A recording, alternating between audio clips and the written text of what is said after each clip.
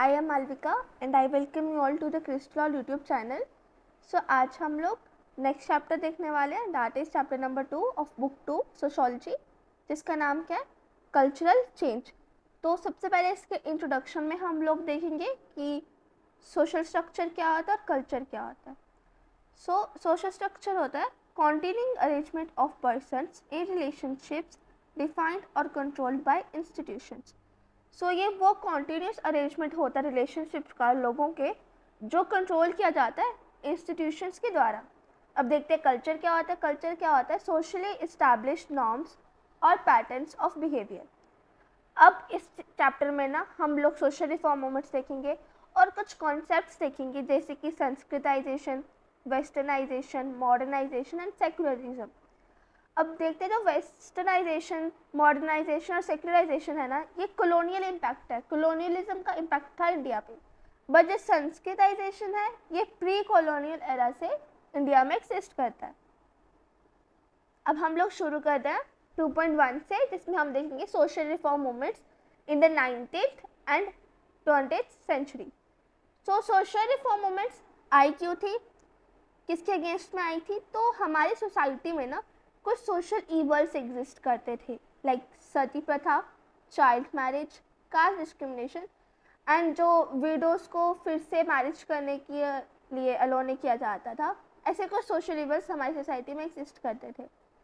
ऐसा नहीं था कि मॉडर्न टाइम्स में इसके अगेंस्ट मूवमेंट्स वगैरह शुरू हुई, जबकि प्री कॉलोनियल टाइम्स में भी बुद्धिज़्म इसके अगेंस्ट में आया था एंड भक्ति एंड सूफी मूवमेंट्स चली थी। तो अगर हम बात करते हैं सोशल रिफॉर्म मूवमेंट्स की, तो ये इनसे कैसे अलग थी? क्योंकि एक मॉडर्न कॉन्टेक्स्ट में चीज़ों को देखती थी।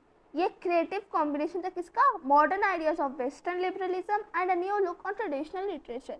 कि ये बेसिकली वेस्टर्निज्म और हमारे ट्रेडिशनल लिटरेचर का कॉम्बिनेशन था, क्योंकि हमने हमारे ट्रेडिशनल लिटरेचर को फिर से पढ़ना शुरू किया, बट एक वेस्टर्न लिबरलिज्म के थॉट प्रोसेस के साथ। ओके, सो अब हम लोग कुछ देखते हैं कि सोशल रिफॉर्मिस्ट के बारे में कुछ पढ़ते हैं।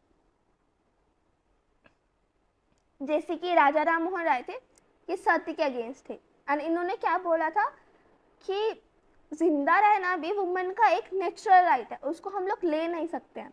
प्लस हमारे जो हिंदू शास्त्र हैं उनमें भी कहीं नहीं लिखा गया सती प्रथा के बारे में, तो हम ये ईवल प्रैक्टिस कैसे कर सकते हैं। देन जो रिनाडे की राइटिंग्स थी, जिसका नाम क्या था, the text of the Hindu law, unlawfulness of the remarriage of widows and Vedic authorities for widow remarriage. इन्होंने भी यही कहा कि जब हमारे शास्त्र में इस चीज़ की मनाही नहीं है, हमारे शास्त्रों में ये चीज़ अलाउड है, तो हम इन रियल लाइफ अभी के टाइम पे ये चीज़ें क्यों नहीं करते, हम विडो रीमैरिज को अलाउ क्यों नहीं करते। देन देखते कि जो हमारी नई एजुकेशन थी वो मॉडर्नाइजिंग और लिबरल थी। और जो सर सैयद अहमद खान थे, इनका क्या कहना था कि जो कुरान है और जो नेचुरल साइंस है ये सिमिलर है, और अगर ये सिमिलर नहीं है तो इसका मतलब कि हम लोग कुरान को इंटरप्रेट गलत कर रहे हैं। अब देखते हैं एक साउथ इंडियन सोशल रिफॉर्मिस्ट थे, जिसका नाम क्या था, कंडाकुरी वीरसलिंगम। इनकी बुक थी the source of knowledge and इनका मेन काम ये रहा था कि इन्होंने ट्रांसलेट किया था जूलियस हक्सली को। अब हमारे एक सोशोलॉजिस्ट हैं जिनका नाम क्या है, सतीश सब्रवाल। इन्होंने 3 एस्पेक्ट्स बताया modern framework of change in colonial India, कि कॉलोनियल इंडिया में चेंज कैसे होता है। उसको एक मॉडर्न फ्रेमवर्क को समझने के लिए हमें 3 एस्पेक्ट्स देखने पड़ते हैं। सबसे पहला mode of communication, then forms of organization, then nature of ideas. अब इनको थोड़ा डिटेल में देखते हैं। तो सबसे पहले हम लोग शुरू करते हैं मोड्स ऑफ कम्युनिकेशन में। इस पर हम देखते हैं कैसे हमारी टेक्नोलॉजी एडवांस हो रही है, प्रिंटिंग प्रेस आ रही है, टेलीग्राफ का यूज़ हो रहा है। एंड इस चीज़ के अंदर हम लोग देखते हैं जो केशव चंद्र सेन थे बंगाल के, ये मद्रास गए थे 1864 में। पंडिता रामाबाई थी, ये डिफरेंट कॉर्नर्स में गई थी कंट्री के। और जो क्रिश्चियन मिशनरीज थे ये भी जाना शुरू कर दिए थे अलग अलग पार्ट्स ऑफ कंट्री में, स्पेशली अगर हम बात करते हैं नागालैंड, मिजोरम एंड मेघालय की। देन नेक्स्ट हम लोग देखेंगे फॉर्म्स ऑफ ऑर्गेनाइजेशन। तो ब्राह्मण समाज था जो बंगाल में इस्टेब्लिश हुआ था इनिशली, तो एंड आर्य समाज था जो कि पंजाब में था। And all India Muslim ladies conference थी जो कि 1914 में फाउंड की गई थी। एंड इसको और क्या बोला जाता था, अंजुमन ई ख्वातान ई इस्लाम। एंड देखते कि ट्रांसलेशन का काम भी बहुत हुआ था इस टाइम पीरियड के अकॉर्डिंग। क्या ट्रांसलेट हुआ था? जो विष्णु शास्त्री ने पब्लिश की थी Marathi translation of Vidyasagar book, जिसका नाम क्या था? इंदु प्रकाश। नेक्स्ट हम लोग देखेंगे नेचर ऑफ आइडियाज। तो नेचर ऑफ आइडियाज में क्या था? लिबरलिज्म, फ्रीडम, ऐसे आइडियाज इमर्ज हुए और नए रोल दिए गए वुमेन एंड गर्ल्स को, और एक सेल्फ कॉन्शियसनेस आई और प्राइड आई लोगों को अपने मन में, अपने कल्चर को लेके एंड अपने ट्रेडिशन को लेके। जो ज्योतिबा फुले थे एक सोशल रिफॉर्मर थे, इन्होंने सबसे पहला स्कूल ओपन किया औरतों के लिए, कहाँ पे? पुणे में।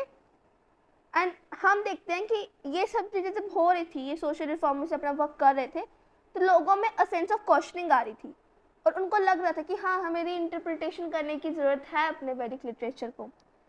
अब देखते हैं कि जो ज्योतिबा फुले थे, इनके अकॉर्डिंग प्री आर्यन एज ज़्यादा बेटर थी, वहाँ पे ज़्यादा इक्वालिटी वगैरह एग्जिस्ट करती थी। बट राम मोहन रॉय बोलते थे कि जो आर्यन पीरियड था वहाँ पे ज़्यादा इक्वालिटी वगैरह एग्जिस्ट करती थी। तो इसलिए बहुत सारी डिबेट्स चलना शुरू हो गई थी। किस किस चीज़ पे डिबेट हो रही थी? जो middle class man and women थे, इनकी प्रॉब्लम्स पे डिबेट हो रही थी। लोअर कास्ट को जो डिस्क्रिमिनेशन फेस करना पड़ रहा था उस पर डिबेट हो रही थी। और मीनिंग ऑफ पॉलीगैमी और पर्दा पे भी डिबेट हो रही थी, क्योंकि पुराने ज़माने में पॉलीगैमी एग्जिस्ट करती थी, स्पेशली अगर हम इस्लाम की बात करें तो ये एक ईवल प्रैक्टिस मानी जाती थी। सबसे पहले इसके बारे में इसको अपोज किया था जहानारा शाह नवाज ने at all India Muslim ladies conference. और पॉलीगैमी को ईवल माना, और किसने माना था? तासीर ए निस्वान ने, जो कि लीडिंग जनरल थी for women in Punjab. But बाकी सभी लोगों ने इस चीज़ को डिसअप्रूव कर दिया था।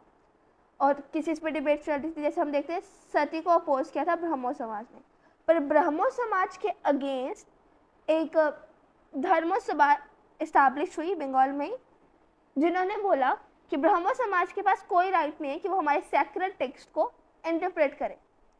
देन दलित को लेके भी डिबेट्स हुई, क्योंकि दलित ने तो सीधा बोल दिया था कि हमें हिंदू फोल्ड में रहना ही नहीं है। तो basically they showed complete rejection of Hindu fold.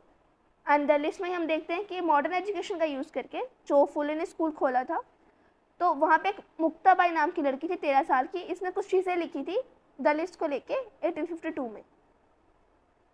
अब नेक्स्ट हम लोग देखते हैं how do we approach the study of Sanskritization, modernization, secularization and westernization. तो हम देखते हैं कि बहुत सारे सिचुएशन में ये जो सारे कॉन्सेप्ट्स हम देखे, Sanskritization, modernization, secularization and westernization, ये ओवरलैप करते हैं एंड को एग्जिस्ट भी करते हैं। बट बहुत सारे टाइम पे क्या होता है कि ये चीज़ें बहुत डिफरेंटली भी एक्ट करती हैं। और जो मॉडर्निटी है, जो ये वर्ड मॉडर्निटी है, इसका मतलब ये नहीं है कि सिर्फ नए आइडियाज़ आ रहे हैं, नहीं, नए आइडियाज़ तो आ ही रहे हैं, बट एक इंडिविजुअल फिर से सोचने को मजबूर हो रहा है और फिर से अपने ट्रेडिशन को री इंटरप्रिटेट करने को भी मजबूर हो रहा है। नेक्स्ट हम लोग देखते हैं जो हमारा कल्चर एंड ट्रेडिशन है, ये लिविंग एंटिटीज़ है। और लिविंग एंटिटीज़ कैसे है? क्योंकि इसके साथ मतलब हम टाइम टू टाइम जब हमारी सोसाइटी चेंज होती है तो हम इसको मॉडिफाई कर सकते हैं। तो इसलिए हम बोलते हैं जो हमारा कल्चर है और जो हमारा ट्रेडिशन है, ये क्या है? Living entities. चेंज, इसका ही हम लोग नेक्स्ट पार्ट देखने वाले हैं, जिसमें हमारा आज हम क्या पढ़ने वाले हैं? Different kinds of social change. जिसमें सबसे पहले हम लोग क्या देखेंगे? संस्कृताइजेशन। संस्कृताइजेशन होता क्या? तो फर्स्टली हम ये देखेंगे कि ये टर्म कॉइन किसने की थी। तो ये टर्म कॉइन की थी एम.एन. श्रीनिवास ने। ये इंपॉर्टेंट है, you guys have to remember this. And अब इनके एम.एन. श्रीनिवास के अकॉर्डिंग संस्कृताइजेशन क्या होता था? It is a process by which a low caste और ट्राइब और other group takes over the customs, rituals, beliefs and ideology and style of life of a high and in particular a twice born caste। तो ये क्या मतलब हुआ इसका कि ये वो प्रोसेस है जिसमें कि एक लोअर कास्ट या कोई ट्राइब या कोई भी दूसरा ग्रुप किसी दूसरे ग्रुप के कस्टम्स को, रिचुअल्स को, बिलीव्स को, आइडियोलॉजी को, उनके रहन सहन के तरीके को अपना लेता है। और वो जो जिसको वो लोग कॉपी करते हैं वो मोस्टली क्या होता है? एक हाई कास्ट होती है। और अगर हम बात करें हाई कास्ट में भी तो वो द्विजा कास्ट होती है, मतलब ट्वाइस बॉर्न। ट्वाइस बॉर्न हम किसको बोलते हैं? ब्राह्मण्स, क्षत्रिय एंड वैश्य, इनको हम क्या बोलते हैं? Twice born, that is dvija. अब देखते हैं कि संस्कृताइजेशन का इम्पैक्ट किस किस फील्ड में रहा। लैंग्वेज में रहा, लिटरेचर में रहा, म्यूजिक में रहा, डांस में रहा, कि सब लोग कॉपी करने लगे थे हायर कास्ट की वे ऑफ लिविंग को। तो जैसे कि हमें पता है कि वो संस्कृत को ज़्यादा प्रेफरेंस देते थे, तो संस्कृताइजेशन के थ्रू क्या हुआ कि संस्कृत को बहुत ज़्यादा ओवरऑल प्रेफरेंस मिलने लगी। तो ऐसी चीज़ें लिटरेचर, म्यूजिक, डांस पे भी देखने को मिली। अब देखते हैं कि जो संस्कृताइजेशन है मोस्टली हिंदूज में होती है, बट ये अदर रिलीजन में भी एग्जिस्ट करती है, but comparatively on a smaller scale. अब देखते हैं कि जो अलग अलग रीजन में है ना, संस्कृताइजेशन का अलग अलग इंटरप्रिटेशन होती है। जैसे कि हम लोग देखते हैं कि जो पंजाब है ना, पंजाब में सांस्कृतिक इन्फ्लुएंस इतना नहीं रहा। एंड वो क्यों नहीं रहा, अगर हम देखते हैं कि इंडिया का मैप है, अगर जस्ट इमेजिन इंडिया का मैप है, तो यहाँ कहीं पे पंजाब, तो यहाँ पे अगर आपने हिस्ट्री पढ़ी होगी तो आपको पता होगा यहाँ पे पर्शियन इन्फ्लुएंस बहुत था हमारे एंशिएंट टाइम से लेके। तो इसलिए यहाँ पे संस्कृत इन्फ्लुएंस ज़्यादा नहीं देखने को मिला, क्योंकि till third quarter of 19th century हमें यहाँ पे पर्शियन इन्फ्लुएंस से डोमिनेट देखने को मिल रहा था।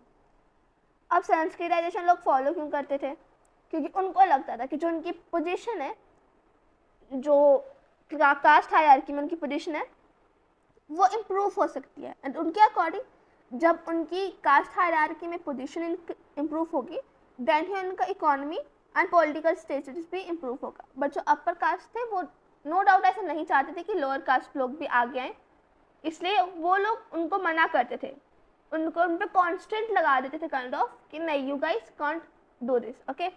देन हम देखते हैं एक कोट है सॉरी एक कोट है जिसका नाम क्या है, what comes by birth but can't be cast off by dying. मतलब जो चीज़ बर्थ के साथ आती है पर मरने के साथ नहीं जाती, वो क्या, दैट इज कास्ट। अब इसके कुछ क्रिटिसिज्म देखते हैं हम लोग संस्कृताइजेशन के, कि ये एक स्ट्रक्चरल चेंज नहीं है, सिर्फ पोजिशनल चेंज है। मतलब स्ट्रक्चर में तो कुछ बदलाव हो नहीं रहा, सिर्फ पोजिशन ही बदल रही है ना, दैट मीन्स इनइक्वालिटी अभी भी एग्जिस्ट कर रही है। तो और जो अपर कास्ट के बेस थे, सेकंड क्रिटिसिज्म क्या है कि जो अपर कास्ट के बेस है उसको सुपीरियर माना गया। सुपीरियर माना गया तभी तो लोअर कास्ट के लोग उनके तौर तरीकों को कॉपी करने लगे थे। एंड देन हम थर्ड पॉइंट देखते हैं कि जस्टिफाई किया है इसने मॉडल को, किसके, जो कि डिपेंड था इनइक्वालिटी और एक्सक्लूजन पे। एंड देन हम देखते हैं कि जो वुमेन के अगेंस्ट इवल प्रैक्टिसेस थी ना, वो अपर कास्ट में ज़्यादा थी। तो जब संस्कृताइजेशन के थ्रू लोअर कास्ट ने भी अपर कास्ट को इमिटेट करना चालू किया, तो उन्होंने वो इवल प्रैक्टिसेस भी इमिटेट करना शुरू कर दिया। क्योंकि जब एक लोअर कास्ट की बात आती है तो लोअर कास्ट फैमिलीज में क्या होता है कि उनकी मोस्टली अगर देखा जाए तो उनकी इकोनॉमिक कंडीशंस ज़्यादा अच्छी नहीं होती थी, तो वहाँ पे वुमेन और मैन दोनों जाके काम करते थे टू अर्न देयर लिविंग। अब क्या हुआ कि अपर कास्ट में तो फाइनेंशियल इश्यूज कंपैरेटिवली बहुत कम होते थे, अगर हम पुराने ज़माने में देखें तो वहाँ पे वुमेन की कंडीशन ख़राब थी, क्योंकि वुमेन वहाँ पे फाइनेंशियली इंडिपेंडेंट नहीं थी, ओके। देन हम देखते हैं कि संस्कृताइजेशन के थ्रू क्या हुआ कि जो दलित्स का कल्चर था, मतलब जो लोअर कास्ट का कल्चर था ना, वो इरोड हो गया, क्योंकि सब तो कॉपी करने लग गए थे अपर कास्ट को। हम लोग ये भी देखते हैं कि जो एंटी ब्राह्मणिकल मूवमेंट थी और जो रीजनल सेल्फ कॉन्शियसनेस थी, ये लोगों में आने लगी 20th सेंचुरी के अराउंड। जैसे कि बहुत सारी इंडियन लैंग्वेजेस ने ड्रॉप कर दिए संस्कृत वर्ड्स एंड फ्रेजेस, क्योंकि उनको अपने लैंग्वेज का महत्व पता चला।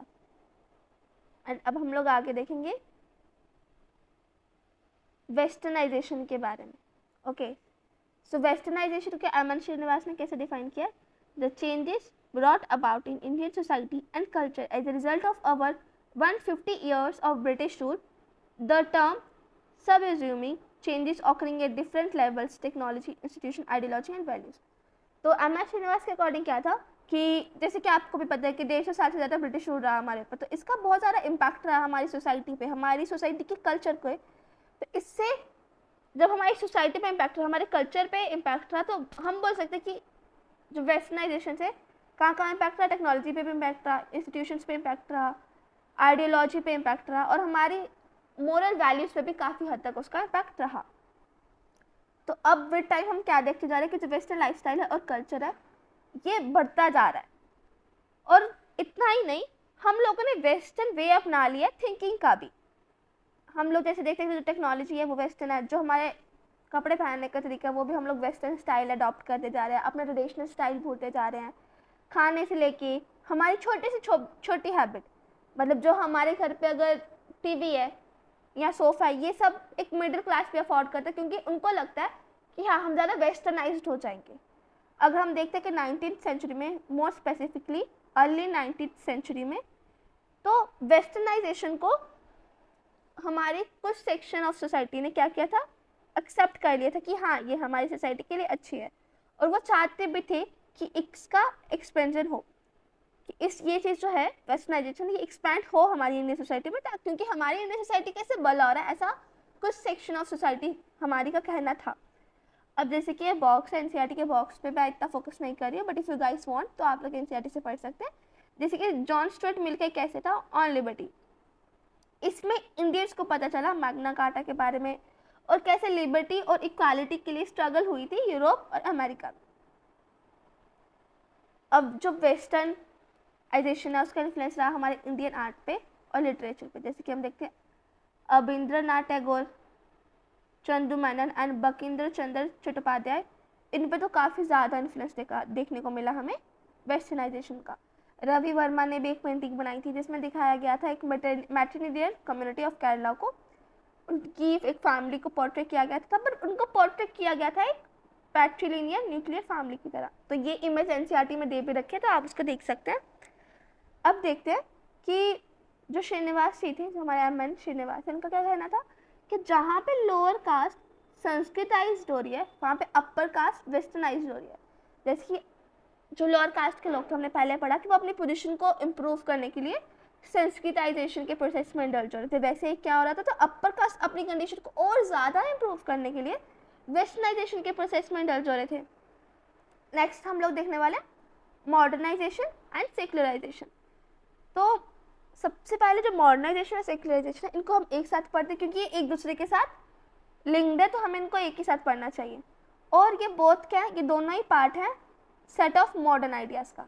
ओके, तो मॉडर्नाइजेशन हम देखते हैं कि अर्ली ईयर्स में हमारा ये मानना था कि अगर हमारी टेक्नोलॉजी में और अगर हमारे प्रोडक्शन प्रोसेसेस में इम्प्रूवमेंट हो रही है तो वो क्या हो गया, मॉडर्नाइजेशन हो गया।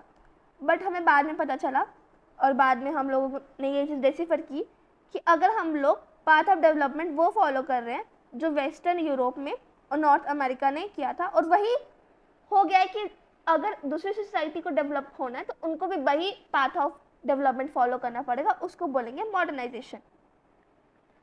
अब हम लोग नेक्स्ट देखते हैं कि इसका मतलब क्या हुआ। इसका मतलब हुआ कि जो लोग हैं ना वो सिर्फ अपनी लोकल्स से इन्फ्लुएंस नहीं हो रहे, बल्कि यूनिवर्सल कॉन्टेक्स्ट चल रहा है। जैसे कि बोला जाता है कि हमारा बिहेवियर, हमारी थिंकिंग हमारी फैमिली पे डिपेंड करती है, बट इन रियलिटी जब आप लोग देखोगे तो पता चलेगा कि सिर्फ फैमिली पे डिपेंड नहीं कर रही है। जैसे जैसे मॉडर्नाइजेशन हो रहा है, वेस्टर्नाइजेशन हो रहा है, और हम लोग फ़ोन इतना यूज़ करते हैं, टीवी इतना यूज़ करते हैं, तो वहाँ पे हम लोग इंटरनेशनली बहुत सारे सीरीज़ देखते हैं, मूवीज़ देखते हैं, तो उसका इम्पैक्ट भी तो हमारे बिहेवियर पे कहीं ना कहीं है। एंड अगर जॉब की बात करते हैं तो ऐसा बोल जाता है कि अब तो जॉब बर्थ के बेसिस पे नहीं है, हमारी चॉइस के बेसिस पे है। बट डू यू थिंक कि ये सच में सच है? क्योंकि जॉब तो नीडी इंसान को तो कोई भी मिल जाए तो वो कर लेगा, तो उसकी चॉइस है कम्प्लीटली उस वर्क करने में या नहीं, वो तो उसकी मजबूरी होगी ना कि उसको पैसे की नीड है, तो उसको कोई भी जॉब करनी पड़ जाएगी।